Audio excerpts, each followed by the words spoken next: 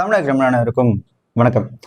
மதுரை திருப்பரங்குன்றத்துல அந்த கார்த்திகை தீபத்து அன்னைக்கு அந்த தீபம் ஏத்துற நிகழ்வை மையமா வச்சு அதை காரணம் காட்டி இந்த ஹிந்துக்கும் முஸ்லிமுக்கும் நடுவுல ஒரு ஒரு கலவரத்தை உண்டு பண்ணி அதுல ஒரு அரசியல் பண்ணலாம் அப்படின்னு ஒரு சில சங்கிகள் மதுரையில எவ்வளவு முயற்சி பண்ணாங்க. பட் அந்த மதுரை மக்களும் சரி, அந்த கோவில் நிர்வாகமும் சரி, இங்க வேறு தீபத்தை வழக்கமான அந்த உச்சி பிள்ளையாருக்கு மேல ஏத்தியாச்சு, அதனால முடிஞ்சு போச்சு. அதை விட்டுட்டு நான் அந்த எல்லை தூண்ல தான் தீபம் ஏத்தணும், நாங்க அங்க ஏத்துறதுக்கு தான் நாங்க கோட்டாரெல்லாம் வாங்கிட்டு வந்திருக்கோம் அப்படின்னு சொல்லி அலும்பு பண்ணாம கிளம்பு அப்படின்னு அங்க இருக்க அந்த கோவில் நிர்வாகமும் சரி, மக்களும் சரி, அவங்களுக்கு ஒரு எதிர்வினை ஆட்டினாங்க. அவங்களும் எவ்வளவு பெல்ட் அடிச்சு பார்த்தாங்க. அந்த RSS சங்கி குரூப் பாத்தீங்கன்னா, இந்துக்களே வாருங்கள், ஒன்று திரண்டு வாருங்கள், கடையடைத்து போராட்டத்துக்கு வாருங்கன்னு சொல்லி எவ்வளவு கூவி கூவி பார்த்தாங்க. பட் அங்க இருக்கிற மக்கள்கிட்ட அது பெருசா கண்டுக்கல. ஏன் அப்படின்னா, இவனுங்க இந்த இந்தியா முழுக்க பண்ற மாதிரி இந்த இந்து முஸ்லிம் கலவரத்தை உண்டு பண்ணணும்னு நினைச்சதெல்லாம் சரிதான். ஆனா அத ஒரு திருப்பூர்லயோ, ஈரோட்லயோ, இல்ல கோயம்புத்தூர்லயோ பண்ணியிருந்தா கூட அவங்களுக்கு கொஞ்சம் சப்போர்ட் கிடைச்சிருக்கும். பட் மதுரை மண் அப்படின்றது பாத்தீங்கன்னா, இந்துக்களும் முஸ்லிம்களும் மாமா மாப்பிள்ள, மாமா மச்சான் அந்த மாதிரி பழகக்கூடிய ஒரு உறவுல இருக்கிறவங்க. அதுக்கு ஒரு தனி பேக் ஸ்டோரி இருக்கு, அதை விட்டுருவோம். அதுக்கப்புறம் இந்த தர்கா யாருக்கு சொந்தம், இந்த மலை யாருக்கு சொந்தம் அப்படின்றதெல்லாம் தாண்டி அங்க இருக்கிறவங்களே இந்துக்களும் சரி, முஸ்லிம்களும் சரி எப்படி பழகுவாங்க அப்படின்னா, வயசுல பெரியவங்களா இருந்தா மாமா எப்படி இருக்கீங்க, என்ன மாமா எப்படி, அந்த மாதிரி பேசிப்பாங்க. இதே வயசுல சின்னவங்களா இருந்தா என்ன மாப்பிள்ள எப்படியா இருக்க, அந்த மாதிரி பேசிப்பாங்க. ஸோ இந்த மாதிரி இருக்கக்கூடிய ஒற்றுமையா இருக்கக்கூடிய மக்கள் கிட்ட போயிட்டு நம்ம ஒரு பிரிவினைவாத ஒரு அரசியலை உண்டு பண்ணலாம் அப்படின்னு நினைச்சு RSS குரூப், அந்த சங்கி குரூப் பண்ண அந்த அரசியல் அப்படின்றது அங்க வந்துட்டு ஒரு கேலி குத்தாதான் மாறி இருக்கு. இவனுங்க பண்ண பிரச்சனைனால அவங்க அந்த ஹிந்து முஸ்லீம் அப்படின்றது இன்னுமே அந்த மாமா மாப்பிள்ள அந்த உறவுன்றது பயங்கர ஸ்ட்ராங்கா இருக்கு. அதுக்கு இவனுக்கான ஒரு தனிப்பட்ட முறையில ஒரு நன்றி அப்படின்னு சொல்லலாம். ஆக்சுவலா இவனுங்க அந்த மத கலவரத்தை தூண்டணும் அப்படின்னு நினைச்சது ஓகே. பட் அது மதுரைக்கு செட் ஆகாது. ஏன்னா மதுரை ஏற்கனவே ஜாதி கலவரத்தால இருக்கிறதுனால அங்க மத கலவரம் எடுபடாது. அதுலயும் இந்து முஸ்லீம் கலவரம் அப்படின்றது சுத்தமா மதுரை எடுபடாது. அதுலயும் இந்த சங்கி குரூப்புங்க முருகனுக்கு எப்படி வேண்டுவான், கந்தனுக்கு அரோகரா, முருகனுக்கு அரோகரா, வெற்றிவேல் முருகனுக்கு அரோகரா அப்படின்னு தான் நாம வேண்டுவோம். ஆனா இவனுங்க வந்துட்டு பாரத் மாதா கி ஜே அப்படின்றானுங்க. முருகனை இறங்கி வந்து எனக்கே ஹிந்தி தெரியாது, என் மொழி தமிழ், நீ தமிழ்ல வந்துட்டு கந்தனுக்கு அரோகரா முருகனுக்கு அரோகரா சொல்லாம பாரத் மாதா கி ஜேன்னு சொல்ற, நீ யாரா வெண்ண அப்படின்னு முருகரை இறங்கி வந்து கேட்கறதுல நிறைய வாய்ப்பு இருக்கு.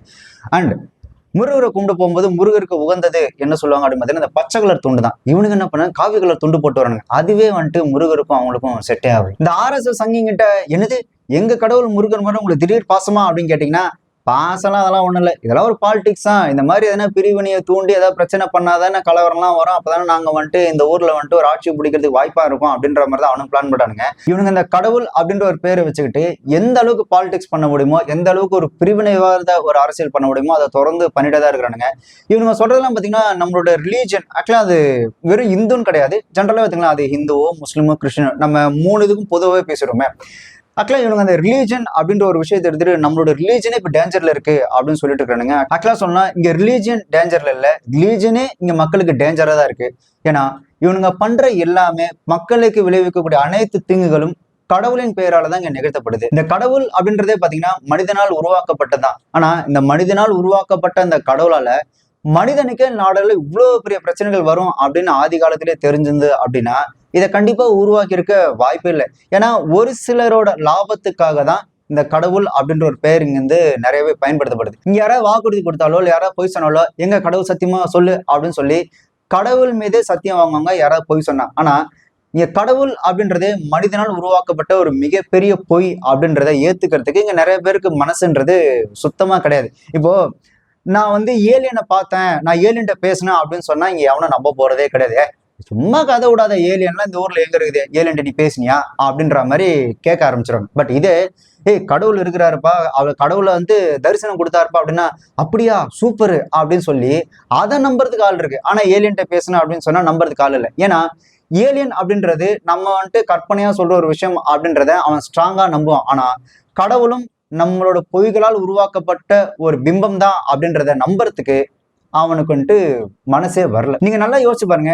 இங்க கடவுளின் பெயரால் நடந்த நன்மைகளை விட கடவுளின் பெயரால் மக்களுக்கு நடந்த துரோகங்களும் அநீதிகளும் தான் இங்க அதிகம். நீங்க இந்த சாதி பாகுபாடா இருக்கட்டும், மத பாகுபாடா இருக்கட்டும், எங்க கடவுள் தான் பெருசா அப்படின்னு சொல்லி மத்தவங்களை கொள்றதா இருக்கட்டும், இது எல்லாமே பாத்தீங்கன்னா கடவுளின் பெயரால் நடந்த அநீதிகள் தான். எப்படி ஒரு ரவுடி தப்பு பண்றதுக்கு வாட்டமா ஒரு அரசியல்வாதியை, ஒரு அரசியல் தலைவரை தனக்கு பக்கபலமா பின்னாடி வச்சுக்கிறனோ, அதே மாதிரி இங்க தப்பு பண்ற நிறைய பேர் பாத்தீங்கன்னா தன்னுக்கு பின்புலமா வச்சுக்கிறது கடவுளை தான்.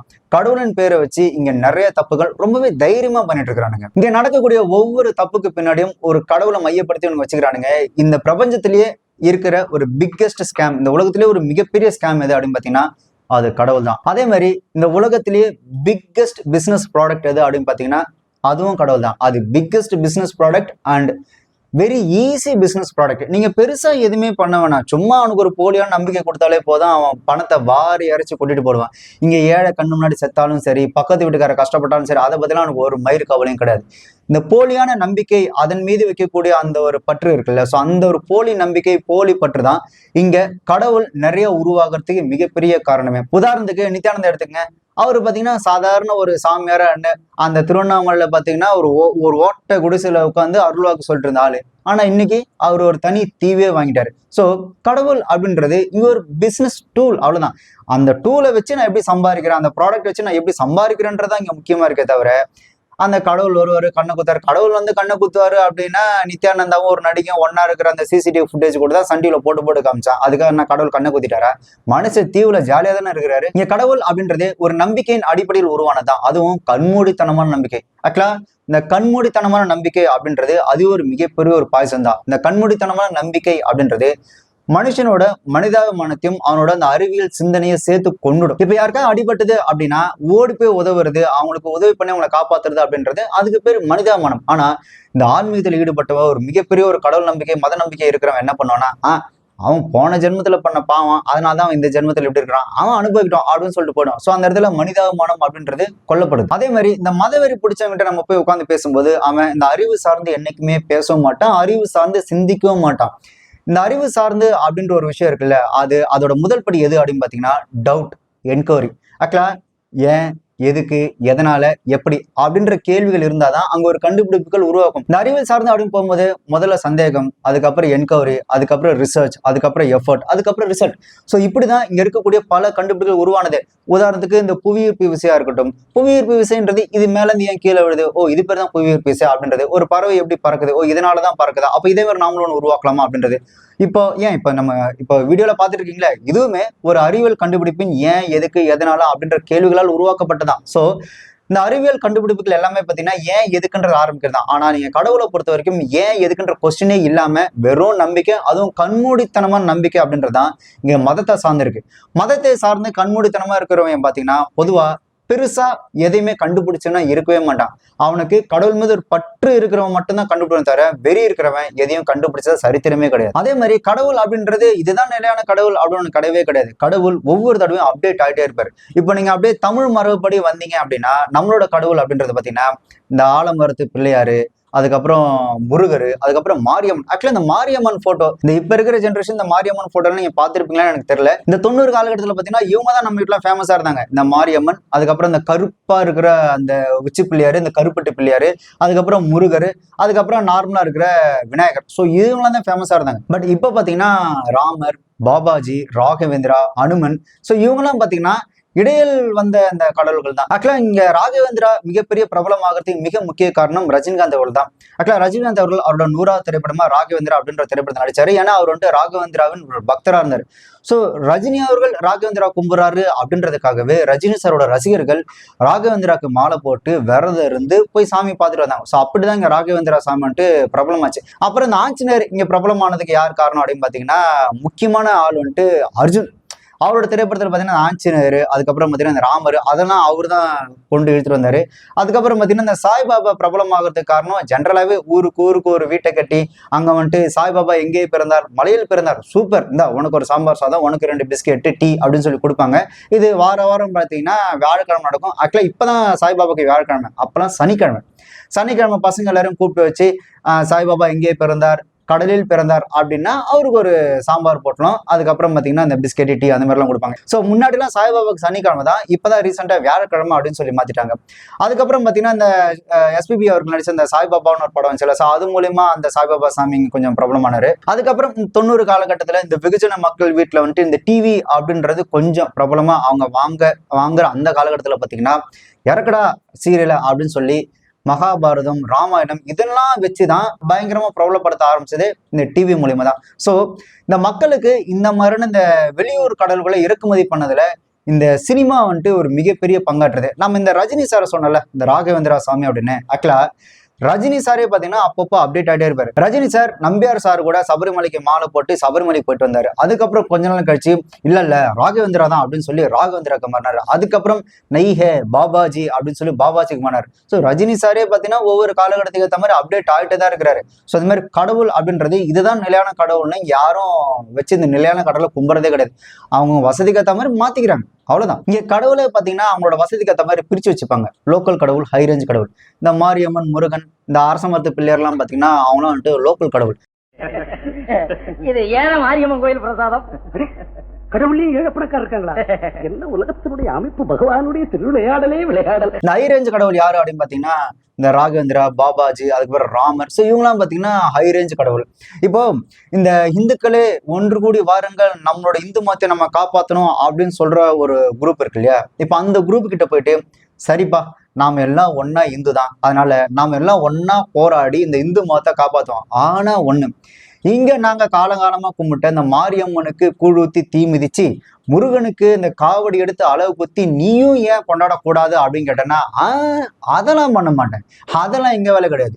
உங்களை பிரிச்சு உங்ககிட்ட அரசியல் பண்றது மட்டும்தான் எங்க வேலையை தவிர உங்க சாமி கும்புறது ஏன் வேலை கிடையாது அப்படின்னு அவன் சூப்பரா ஒதுங்கிடுவான். இந்த RSS சங்கி குரூப் எல்லாம் இந்துக்களே ஒன்று கூடி வாருங்கள், இந்துக்களுக்கு ஒரு பெரிய பிரச்சனை, நாம தான் இந்த இந்து மதத்தை காப்பாற்றணும் அப்படின்னு சொல்லி ஆச்சா போச்சான்னு கத்துனானுங்களே இந்த திருப்பரங்குன்ற விஷயத்துல. ஆக்சுவலா டெல்லியில RSS தலைமையகத்துக்கு பார்க்கிங் வசதி இல்லை அப்படின்னு 1400 வருஷம் பழமையான கோயிலையே இடிச்சு தள்ளிட்டானுங்க. இவனுங்கள் தான், இதுதான் இவங்களோட அரசியலை தவிர மற்றபடி இந்த கடலை காப்பாற்றணும் அப்படிலாம் கிடையாது. பார்க்கிங் இடம் இல்லைன்னா 1400 வருஷமா இருந்தா இல்ல 5000 வருஷமா தானே, அட இடிச்சு தள்ளுங்கடா அப்படின்னு இடிச்சு தள்ளிட்டானுங்க. இப்போ இந்த இந்துக்களே ஒன்று கூடி வாருங்கள், நாம இந்த இந்து மதத்தை காப்பாற்றோம் அப்படின்னு சொல்லி ஒரு போராட்டம் பண்ணி அங்க இந்த முஸ்லீம்கள்லாம் ஊரோட்ட அமிச்சிட்டான்னு வச்சுக்கோங்களேன். ஓகே சரி, அவங்க எல்லாம் வெளியே அமிச்சிட்டாங்க அப்படின்னா அப்ப மீதி யார் இருப்பாங்க? அப்ப இந்துக்கள் மட்டும்தான் இருப்பாங்க. அப்ப இந்துக்கள் எல்லாம் சமம் ஆயிடுவான்னு பாத்தீங்கன்னா சமம் ஆகவே முடியாது. நீங்க அந்த கோயிலோட கருவறைக்குள்ள கூட போகவே முடியாது. இன்னொன்னு, இந்த முஸ்லீம் எல்லாரும் அமிச்சிட்ட உடனே அடுத்து அவன் எங்க கை வைப்பான் அப்படின்னா எங்க சாமி தான் வசந்த சாமி, அப்ப எங்க சாமி தான் மலை மேல இருக்கணும், உங்க சாமியா மலை மேல இருக்கணும் அப்படின்னு சொல்லி முருகரையும் உச்சி பிள்ளையாரையும் மலையில இருந்து இறக்கிட்டு அவன் கொண்டு வந்த அந்த சாமியை மலை மேல ஏத்தணும் தான் நினைப்பானே தவிர உனக்கு சப்போர்ட்டெல்லாம் இருக்கவே மாட்டான். ஸோ அவனை பொறுத்த வரைக்கும் இந்த இந்து மதம் அப்படின்னு சொல்லி உன்னை பயன்படுத்திக்கிட்டு கடைசியில் உன்னை யூஸ்ங்கிற மாதிரி தூக்கி போறதா அவன் வேலையை தவிர என்னமோ எல்லாரும் அப்படியே ஒன்னா சேர்ந்து ஒன்னா இந்த மதத்தை காப்பாத்துறதுக்காக தான் போராடுறோம் அப்படின்ற மாதிரி நினைச்சீங்கன்னா நம்மளோட முட்டாள் வேற யாருமே கிடையாது. இந்த பிரிவினை அப்படின்றது வெறும் இந்து மதத்தை மட்டும் இல்ல, முஸ்லீம்லயும் இருக்கு, கிறிஸ்டின்லயும் இருக்கு. பட் நாம எதுல இருக்குமோ அதை பத்தி தானே பேச முடியும். ஆக்சுவலா இந்த இந்துக்களே ஒன்று கூடி வாருங்கள், நம்மளோட இந்த மதத்தை காப்பாத்தோம் அப்படின்னு சொல்ற அந்த குரூப் கிட்ட போயிட்டு வா நான் வா, நம்ம எல்லாரும் ஒன்னாவே சேர்ந்து காப்பாத்துவோம். ஆனா ஒண்ணு, நீ வா என் வீட்டுக்கு வா, என் வீட்டுல இருந்து தண்ணி குடி, நான் உன் வீட்டுக்கு வரேன், உன் வீட்டுல வந்து நான் தண்ணி குடிக்கிறேன், நீ என் வீட்டுக்கு வா, நான் உன் வீட்டுக்கு வரேன், 2 பேரும் ஒன்னா தண்ணி குடிப்போம். இன்னொன்னு, நான் பல்லக்கு இந்த கம்பத்தை தூக்குறேன்னா நீ அதே பல்லக்கு அந்த கம்பத்துல தூக்குறதுக்கு நீயும் தயாரா இருக்கணும். நீ சாமி கிட்ட நின்று உன்னால வந்துட்டு சாமி கிட்ட பேச முடியும், உன்னால சாமி கிட்ட அர்ச்சனை பண்ண முடியும் அப்படின்னா நானும் சாமி கிட்ட ஏறி அர்ச்சனை பண்றேன், நானும் பேசுறேன், எனக்கும் அதுக்கான வழிவகை செஞ்சு கொடு அப்படின்னு சொன்னீங்க அப்படின்னா எங்களை கேள்வி கேட்கறதுக்கு உனக்கு இவ்வளவு தைரியமாடா அப்படின்னு உன்னை திருப்பி கேள்வி கேட்பன தவிர ஆமா நம்ம எல்லாம் ஒண்ணுதான் வா அப்படின்னு சொல்லி அவன் சொல்ல போறதே கிடையாது. இந்த சாமியை இந்த ஊர்வலமா தூக்கிட்டு போகும்போது இந்த பல்லக்கில் வச்சு தோல்ல தூக்கிட்டு போறோம் இல்லையா, அந்த சாமியை தூக்குறதுல ஒரு நியாயம் இருக்கு. ஆனா அந்த சாமி கூட சேர்த்து நாங்களும் வசந்தவாதான் அப்படின்னு சொல்லி மேல ஒரு ஒருத்தர் உட்காந்துட்டு இருக்கிறான்ல, அவனை தூக்கணுன்ற ஒரு மயிர் அவசியமே கிடையாது. அதை இங்க புரிஞ்சுக்கிட்டீங்க அப்படின்னா இவனுங்க பண்ற இந்த மத அரசியல்னா இங்க ஒன்றும் நடக்காது. அப்போ வழிபடவே கூடாதா, கும்பிடவே கூடாதா அப்படின்னு கேட்டீங்கன்னா அப்படிலாம் ஒண்ணும் இல்லை. இந்த உலகத்துல படைப்புன்னு ஒண்ணு இருந்தா கண்டிப்பா படைப்பாளன்னு ஒருத்தர் இருந்துதான் ஆகணும். இப்போ ஒரு செடியில பூ, காய், பழம், இலை, கிளை இதெல்லாம் இருக்கு அப்படின்னா அந்த செடி இருக்குல்ல, அந்த செடியை மொத்தமா நம்ம வேரோட பிடிங்கிட்டோம் அப்படின்னா அதுக்கப்புறம் அதுக்கான வளர்ச்சி அப்படின்றது அது கிடையவே கிடையாது. ஸோ அந்த செடியோட வளர்ச்சி அப்படின்றது ஏதோ கண்ணுக்கு தெரியாத ஒரு கடவுளால், ஒரு உருவம் பொறித்த ஒரு கடவுளால அது நடக்கல. அது இந்த இயற்கையால் நடந்த ஒரு விஷயம்தான். அந்த ஒரு செடி வளர்றதுக்கு மண், நீர், காற்று, வெயில், ஸோ இதெல்லாம் சேர்ந்துதான் ஒரு செடியை வந்துட்டு வளர வைக்குது. அது வந்துட்டு ஒரு சூழல், ஒரு புற சூழல் தான். அந்த சூழ்நிலையை மையமா வச்சுதான் அந்த செடி நல்லா வளருது. இதே தான் மனுஷனுக்கும். ஒரு மனுஷனோட வளர்ச்சி, அவனோட வாழ்க்கை அப்படின்றது அது கடவுளால் நிகழ்த்தப்படுவதில்லை. அது அவனை சுத்தி இருக்கக்கூடிய அந்த சூழ்நிலையால் உருவாக்கப்படுவது, அந்த சூழ்நிலையால் வளர்க்கப்படுவது. அந்த சூழ்நிலையின் பேர் தான், அந்த சூழல் பேர் தான் இயற்கை. ஆக்சுவலா நமக்கு அந்த உருவ வழிபாடு அப்படின்றதெல்லாம் கிடையவே கிடையாது. நம்மளோட அந்த தமிழர்களோட அந்த மரபுப்படி நமக்கானது இந்த இயற்கை வழிபாடு தான். நம்மளோட இயற்கைக்கு நம்ம நன்றி செலுத்தும் விதமா தான், இப்போ சூரியனுக்கு ஒரு நன்றி செலுத்தும் விதமா தான், இந்த சந்திரனுக்கு ஒரு நன்றி செலுத்தும் விதமா தான், நெருப்புக்கு நன்றி செலுத்தும் விதமா தான் நாம அந்த நன்றி செலுத்தும் விதமா தான் அவங்களுக்கு நன்றி தெரிவிச்சு நம்ம வழிபட்டதான் அந்த வழிபாடு அப்படின்றது. நீங்க இந்த பொங்கல் திருவிழா பாத்தீங்கன்னா எந்த ஒரு தனிப்பட்ட கடவுளை மையப்படுத்தி கொண்டாடும் விழாவா அது இருக்கவே இருக்காது. ஏன்னா ஒரு விவசாயி இந்த மக்களுக்கு உணவு கொடுத்ததுக்காக இந்த இயற்கைக்கு நன்றி சொல்லும் விதமா, இந்த நிலத்துக்கும் நீருக்கும் காற்றுக்கும் சூரியனுக்கும் நன்றி செலுத்தும் விதமா கொண்டாடப்படுறது அந்த பொங்கல் திருவிழா. அது ஒட்டுமொத்த தமிழர்கள் இல்ல, ஒட்டுமொத்த மக்களுக்கான திருவிழா தான் அது. அடுத்த நாள் பார்த்தீங்கன்னா மாட்டு பொங்கல் கொண்டாடுற, எதுக்கு? அந்த மாட்டுக்கு நன்றி செலுத்தும் விதமா தான். சோ நம்மளோட வழிபாடு அப்படின்றது நன்றி செலுத்தும் வழிபாடு தான். இப்போ உதாரணத்துக்கு சிம்பிளா சொல்றேனே, யாராவது நமக்கு உதவி செஞ்சுட்டாங்க அப்படின்னா, இப்போ நீங்க ஒரு வயசானல கூட்டு போட்டு எங்கேயாவது ஒரு வண்டியில விட்டு வந்தீங்கன்னா அந்த வயசானவங்க சொல்லுங்க, ரொம்ப நன்றி சாமி உதவி பண்ணதுக்கு அப்படின்னு சொல்லுவாங்களே, அவ்வளவுதான். இப்போ அவங்க சாமின்னா நம்மளும் கடவுளாக போறது இல்லை, அந்த நன்றி செலுத்தும் விதம் இருக்குல்ல, அதுதான் ஆக்சுவல் வழிபாடு. இப்படி நாம ஒரு தமிழ் மதமா நாம கும்பிட்டு இருந்த அந்த இயற்கையை வழிபட்டு இருந்த நம்மள திடீர்னு குறுக்க ஒருத்தன் போந்து சூரியனை கும்பிடுறீங்களா, அப்போ சூரிய பகவான் அப்படின்னு சொல்லுங்க, அவருக்கு ஒரு உருவம் இருக்கு அப்படின்னு சொல்லி அவருக்கு ஒரு உருவத்தை கொடுத்து, நீருக்கு கும்பிடுறீங்களா, அப்ப நீருக்கு ஒரு உருவம் இருக்குன்னு சொல்லி அவருக்கு ஒரு உருவத்தை கொடுத்து, காத்துக்கு ஒரு வாயு பகவான் ஒரு உருவத்தை கொடுத்து, இது மட்டும் இல்ல இவங்களுக்கு சொந்தக்காரங்களா இருக்கிறாங்க அப்படின்னு சொல்லி இருக்கிற எல்லாரையும் அந்த கடவுளையும் உள்ள சொருவி, இவாதான் அந்த குரூப் ஆஃப் ஃபேமிலி அப்படின்னு சொல்லி நம்ம கிட்ட பொய்யான ஒரு நம்பிக்கையை திணிச்சு நம்மளே இப்ப ஏமாத்திட்டு இருக்கிறானுங்க. நீங்க நல்லா யோசிச்சு பாத்தீங்கன்னா, நாம வழிபட்ட வரைக்கும் நமக்கு சொல்லிக் கொடுக்கப்பட்டது நன்னறி, நல்லொழுக்கம், ஒற்றுமைக்கான வழிகள் தான் சொல்லி கொடுத்தாங்க. ஆனா இப்ப இவனுங்க கொண்டு வரதெல்லாம் எப்படி இருக்குன்னா, வேற்றுமையும் வெறுப்பும் வக்கிரமும் தான் இவனுங்களோட கதைகள்ல இருக்கு. அதே மாதிரி கடவுள் அப்படின்றது மக்களை பொறுத்த வரைக்கும் வசதிக்கு ஏற்ற மாதிரி அவங்க மாத்திட்டே தான் இருப்பாங்க. அதாவது இந்த மாரியம்மனுக்கு தீ மிதிச்சு கூழ் ஊத்தினவெல்லாம் பாத்தீங்கன்னா நல்லா வசதி வந்ததுக்கு அப்புறம், மாரியம்மனா நம்மளாம் சாய்பாபா கும்பிடுறோம், பாபாஜியை கும்பிடுறோம் அப்படின்னு சொல்லி அவன் ஸ்டேட்டஸை மாத்திப்பான். நம்ம ஸ்டேட்டஸ் போய் மாரியம்மனை கும்பிட்டு வேப்பிலை வச்சுக்கிட்டு கூழ் ஊத்தினா நல்லாவா இருக்கும்? வாங்க நம்ம எல்லாம் சாய்பாபா பாபாஜி கும்பிடலாம், ராமரை கும்பிடலாம் அப்படின்னு சொல்லிட்டு போயிடுவாங்க. அந்த மாதிரி தான் காசு இருந்தா கடவுளை கிட்ட பார்க்கலாம், காசு இருந்தா நீங்க விஐபி தரிசனத்துல போகலாம், அப்படி இல்லைன்னா கடவுளை தூரமாகவும் பொது தரிசனம் தான் போகணும். சோ இங்க கடவுளே அவங்ககிட்ட இருக்கிற காசால தான் பிரிச்சு வச்சிருக்கிறாங்க. காசு இருந்தா இப்படி, காசு இல்லைன்னா இப்படி அப்படின்ற மாதிரி தான் இருக்கு. அப்போ இங்க எந்த கடவுளை கும்பிடணும், எந்த கடவுளை எப்படி கும்பிடணும், எந்த வழியில கும்பிடணும்ன்றதே இங்க காசு தான் தீர்மானிக்கணும் போது, எனக்கு தெரிஞ்சு கடவுளோட உயர்ந்தவரா இங்க காசு தான் தெரியும். இன்னொன்னு, எப்பேற்பட்ட ஆன்மீகவாதியா இருந்தாலும் மத தீவிரவாதியா இருந்தாலுமே கூட ஒரு உடம்பு சரியில்லை, ஹார்ட் அட்டாக் வந்துருச்சுன்னா அவன் ஹாஸ்பிட்டலுக்கு போய் தான் ஆகணும். எப்பேற்பட்ட தீவிரமான ஒரு ஆன்மீகத்துல இருக்கிறவங்க கூட அவனுக்கு ஒரு பிரச்சனை, சொத்து பிரச்சனை இல்லை ஏதோ ஒரு குற்ற பிரச்சனை அப்படின்னா அவன் கோர்ட்டுக்கு போய் தான் ஆகணும். என்னதான் வந்துட்டு 108 தடவை ராமஜெயம் எழுதி இந்த அனுமருக்கு மாலை போட்டாலும் அவனோட எக்ஸாமுக்கு அவன் படிச்சுதான் ஆகணும். என்னதான் இந்த பொதுஜன மக்கள் கோயில் கோயிலா ஏறி இறங்கி நடந்தாலும் அவங்க குடும்பத்தை காப்பாத்த அவங்க அடுத்த நாள் வேலைக்கு போய் தான் ஆகணும். ஸோ கடவுளுக்கும் நம்மளோட வாழ்க்கை முறைக்கும் எந்த விதமான சம்மந்தமே கிடையாது. அவர் பாட்டு கல்லு மாதிரி அப்படிதான் இருப்பாரு, நாம நம்மளோட வாழ்க்கையை நோக்கி போயிட்டு தான் இருக்கணும். பட் இதெல்லாம் தெரிஞ்சும் மக்கள் ஏன் கோவிலுக்கு போறாங்க அப்படின்னா, அது கோவிலோ சர்ச்சோ மசூதியோ இதுக்கெல்லாம் ஏன் போறாங்க அப்படின்னா, அந்த இடத்துக்கு போகும்போதுதான் அவங்க வந்துட்டு ஒரு பாசிட்டிவ் வைப்ரேஷனோட வருவாங்க. நாம நல்லா இருக்கணும், இந்த ஊர் நல்லா இருக்கணும், பக்கத்துல இருக்க நல்லா இருக்கணும், என் குழந்தைங்க நல்லா இருக்கணும், என் வீட்டுக்காரர் நல்லா இருக்கணும், என் மனைவி நல்லா இருக்கணும் அப்படின்னு, எங்க அப்பா அம்மா நல்லா இருக்கணும் அப்படின்னு ஒரு பாசிட்டிவ் தாட்டோட அந்த இடத்துக்கு வருவாங்க. ஸோ அந்த இடத்த சுத்தி ஒரு பாசிட்டிவ் வைப்ரேஷன் கிடைக்கும்.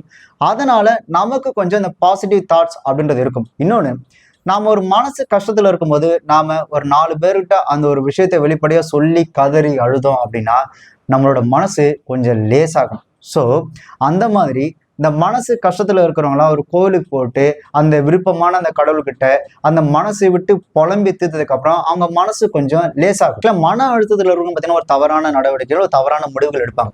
ஸோ அவங்க இந்த மாதிரி ஒரு பிளேஸுக்கு போயிட்டு இந்த மனசு லேசாக்கி அந்த பாரம் குறைஞ்சது அப்படின்னாலே அப்படியே கொஞ்சம் ரிலாக்ஸ் ஆகி, ஏன்னா இந்த மன அழுத்தத்துல ஒரு முடிவு எடுத்தாங்களா அது தப்பான முடிவுகளை போறதுக்கு நிறைய வாய்ப்புகள் இருக்கு. பட் மன அழுத்தம் குறைஞ்சி ஒரு நிதான நிலைக்கு வந்து ஒரு நிதானமான நிலையிலிருந்து ஒரு முடிவு எடுக்கிறாங்கன்னா அது அவங்களுக்கு ஒரு நல்ல முடிவா இருக்கும். ஸோ இதுக்குதான் அந்த கோவில் அப்படின்றது மிக முக்கியமா பயன்பாடாவே இருக்கு. அண்ட் முக்கியமா இந்த வழிபாட்டு தலங்களை பார்த்தீங்கன்னா மத போதகர்கள் கிடையாது, வழிகாட்டிகள் இருப்பாங்க. ஓகே வாழ்க்கைன்னா இப்படிதான் இருக்கும். ஸோ வாழ்க்கையில நீங்க இதெல்லாம் மீண்டு வரணும், இதெல்லாம் நீங்க சகிச்சாகணும். ஸோ இந்த விஷயத்தை இப்படி பண்ணுங்க அப்படின்னு நமக்கு வந்துட்டு வழிகாட்டிகள் இருப்பாங்க. இப்போ நமக்கு ஒரு பிரச்சனை இருக்கு, மன அழுத்தத்துல இருக்கிறோம் அப்படின்னா, நமக்கு பிடிச்ச ஒரு நபர்கிட்ட போயிட்டு இப்படிலாம் ஆச்சு, இதெல்லாம் நடந்தது அப்படின்னு சொல்லி அவங்க கிட்ட அந்த கொட்டி தீர்த்ததுக்கு அப்புறம் அவங்க நம்ம கிட்ட நல்லதா ஒரு 4 வார்த்தை பேசும்போது நமக்கு அடுத்து நல்லது நடக்குது நடக்கலன்றது அப்பாற்பட்ட விஷயம்.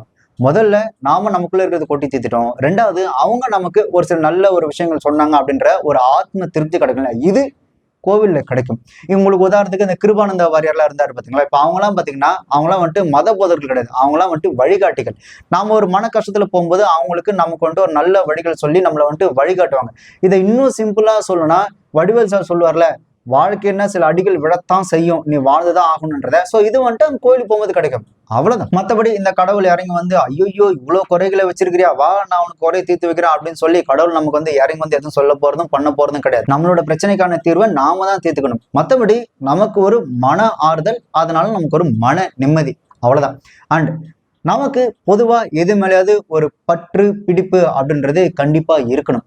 ஆனா அந்த பற்று பிடிப்பு அப்படின்றது வெறியா மாறாம நம்ம பாத்துக்கணும், அவ்வளவுதான். உங்களுக்கு உதாரணத்துக்கு பாத்தீங்கன்னா, இப்போ ஒருத்தர் வந்துட்டு காதலிக்கிறாங்க, ஒரு பையனையோ பொண்ணையோ யாரோ காதலிக்கிறாங்க அப்படின்னா அவங்க எங்க இருந்தாலும் நல்லா இருக்கணும், நல்லா இருந்துட்டா போதும் அப்படின்னு நினைக்கிறது பேர் தான் காதல். ஆனா எனக்கு கிடைக்காத வேற எவனுக்கும் கிடைக்கூடாது, வேற எவ்வளவுக்கும் கிடைக்க கூடாது அப்படின்னா அதுக்கு பேர் வந்து வெறி. அதே தான் இங்க கடவுளுக்கும் அப்ளை ஆகும்.